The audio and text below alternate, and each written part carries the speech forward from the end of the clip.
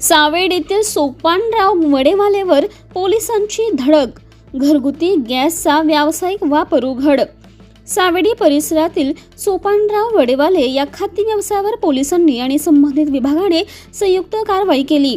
तपासादरम्यान घरगुती LPG gas सिलेंडरचा व्यावसायिक वापर होत असल्याचे उघडकीस आले. या प्रकरणी संबंधितांवर नियमानुसार कारवाईची प्रक्रिया सुरू करण्यात आली असून अशा गैरप्रकारांवर कठोर कारवाईचा इशारा प्रशासनाने दिला आहे. आज रोजी पाईपलाईन रोड या ठिकाणी पेट्रोलिंग करत असताना सोपानराव वडेवाले या हॉटेलमध्ये